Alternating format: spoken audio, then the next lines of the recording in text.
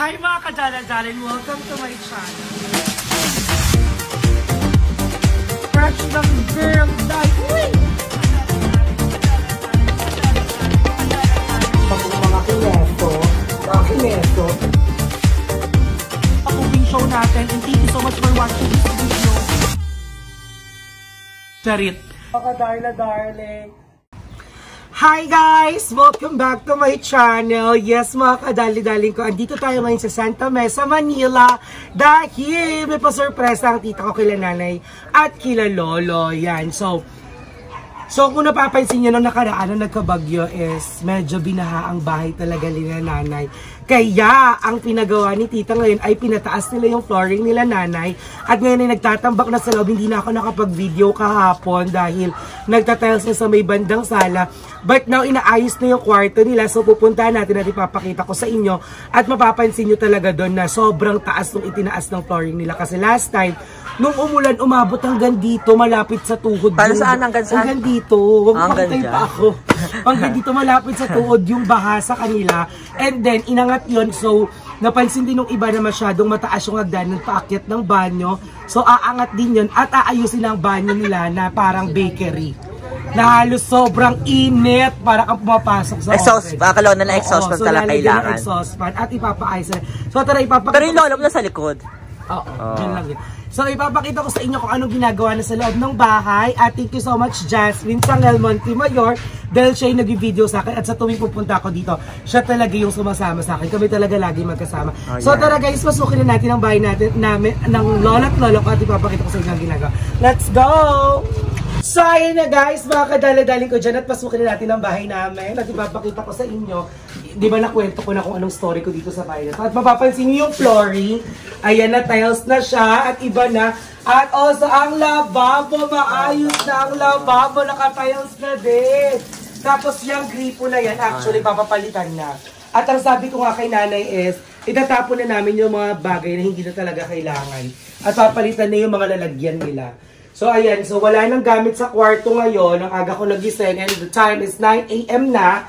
And, ayan. Tignan nyo, ang taas na. So, pagpasok nyo pa lang dito, mapapansin nyo, umangat na talaga yung harang na yan. Kasi ako nagpalagay niyan. Last time, nung wala yan, pinasok sila sa loob at bahang-baha talaga. So, ngayon, ang mapapansin nyo is, ayan. Ayan, tignan nyo, ang laki na nang ibababaan nyo. Baka medyo mataas na talaga siya. Tinaas siya ng todo. At tinatambakan na ang kwarto nila nanay. Yan! So yan, ang aga namin gumising kasi yung mga gamit dito inilipat na doon. Dahil nga kailangan tambakan ito ng mga bato-bato para tumaas na, para may finishing. At yan na sila kuya. Ayan, nag-aayos sila. So siguro hanggang kalahati nito hagdanan papunta sa banyo. Ayan. At naiinis ako. Kasi sabi ko, hintayin nila ako para ako mamili ng tiles ng lababo tsaka ng sahig. Maganda yung tiles. Kaso nga lang, pinarehas nila yung tiles ng sahig sa lababo. So hindi ako masyadong natuwa. Naiinis ako sa kanila.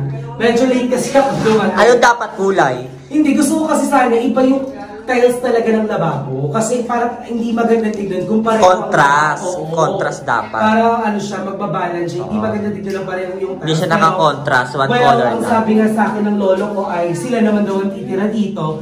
So, ang magiging ano ko dito ay etong banyo. So, ipapatiles yung banyo. Yan. Makita niyo yung banyo, di ba? Wala pang finishing. Walang finish. So, yan. Ipapatiles yung banyo at ako mag-i-design ng banyo. Ako mamimili ng mga tiles nila sa banyo. And then, actually, ang dami ko na iisip sa bahay nila. Kasi nga, ang pangit kung ganito lang yung pinakasiling nila. So, naisip ko na parang magkakaroon siya. Hindi ko alam kung cardboard yung gagamitin or yung hardy flex. Parang magkakaroon siya ng ceiling na pa square and then may mga cove sa gilid.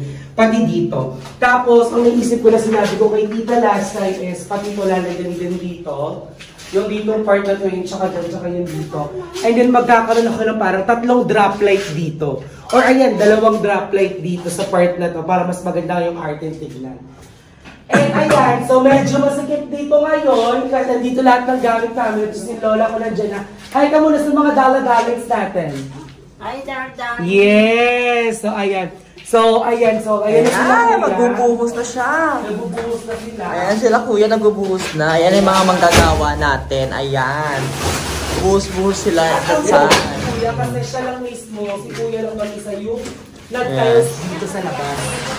So siya lang. Maganda yung tiles guys, kaso nga lang, pareho yung sahig tsaka yung lababo. Napapansin nyo naman parehas, di ba? Yes, parehas na parehas. Parehas. And then, marami akong plano dito. Sinasabi ko lang sa dito kasi nga yung tita ko rin yung gumagastos. Pinapunta niya lang ako dito para tignan niya kasi nga kung paano ayusin yung mga gamit, saan nilalagay yung ref, yung lutuan, yung mga gamit na bibilin para maayos tignan. And then, sabi niya, ipa-estimate ko na nga daw yung gusto ko mangyari dito sa siling ni nanay para mas maganda kasi natuwa din siya din sa ideya ko.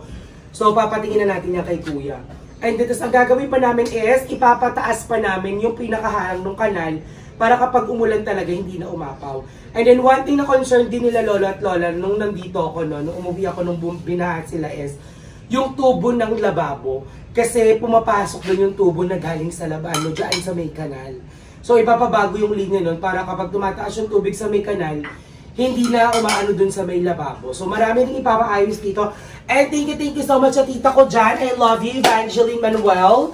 Thank you so much. And then sa family niya, maraming salamat kasi si tita talaga yung nag-ano na, actually siya na lang yung natitirang anak nila nanay, tsaka nila Wait, may dadaan. So, ayan, dadaan na. Dahil di ba nga, nawala yung tito. So, ayun na nga, na si tita na lang yung tita, and then I'm so happy na, ayun, pinapapunta na talaga ako ni tita dito kapag may mga importante niya gamitin para di madalaw at matignan ko sila nanay at sila minsan. Kahit once in a while lang, kasi nga dalawa na lang sila dito. And then at ang bongga ni tita, ipapaayos din niya yung taas nito at ako din daw ang magdi-design nun. At yun yung parang magiging kwarto ko dito. Sa tuwing pupunta ako, para nakaiwalay ako kay lolo at lolo. So, ipapakita ko sa inyo yung itsura ng taas kasi medyo mataas talaga yung legit. At mas malawak dito kasi medyo extended yung gilid dun sa may labas. So, ayan, busy silang lahat. Sobrang daming ginagawa lahat ngayon. At ayan, yung lola ko magpapakulo siya ng tubig. At isa yan sa mga bibili namin. Pinapabili ni tita yung heater, rice cooker para hindi nagkakalat. And then, I sinuggest ko din kay tita na ang bilhin na ay wag na sila mag-super kalan. Electric Hindi, stove yung na. gas stove na. Yung gas stove. Double burner. Mas matagal yun sa kanila pag maubos. Kasi dalawa lang sila sa bahay. Yes. Unlike dito sa tas dito, ang hirap pag hinahangin, di ba? So, iniisip ko kung ipapalagay yung lutuan doon dito or doon. Kasi wala namang lutuan na malapit sa kwarto. So, feeling ko ang magpupunta dito ay yung ref or yung dining. So, bibigyan pa natin yan lahat. So, ayan, medyo busy pa dito. And then, mamaya, hindi ko alam kung magluluto yung lola rito. Kahapon nagluto ko ng sinigang, guys. Sobrang sarap. Hindi ko na lang na-videohan. And then, ayan, Hindi ko rin natikman. wala ka talaga kahapon. And thank you so much kila kuya. Ayan. Bata pa lang ako ganyan na yan. Hindi na siya lumaki. Edad niya lang dumadagdag pero yung height hindi. Kasi tropa natin yan, tsaka yung kapatid ng babae. Oo. Ayan. Nag-iba lang talaga ng way. Oo. At ang nalaloko yung mga tao dito, kapag nalalaman nila ako si Mark, tapos kung sino yung tatay ko. Yes. Kasi nga ang layo na daw ng itsura ko, at hindi na nila ako nakikilala. Tama. So ayan, short update lang tayo sa bahay na to, and then after, excited ako malinis na to para mas makita yung ganda ng tiles talaga, and then papalitan na rin yung pintura around nito. Ang sinabi ko kasi is glossy white. Yung white, yung gloss na white para mas malaking tignan yung bahay kasi kapag maliit yung bahay and then puti yung pintura, mas maganda siyang tignan.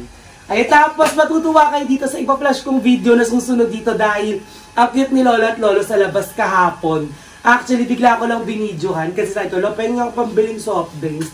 Yung naglalambing-lambing lang ako, tapos nagtuturuan silang dalawa, magtutuwa kayo. So, ayan everyone, thank you so much. Wala muna tayo cooking vlog ngayon at nandito nga muna tayo sa may Santa Mesa, Manila.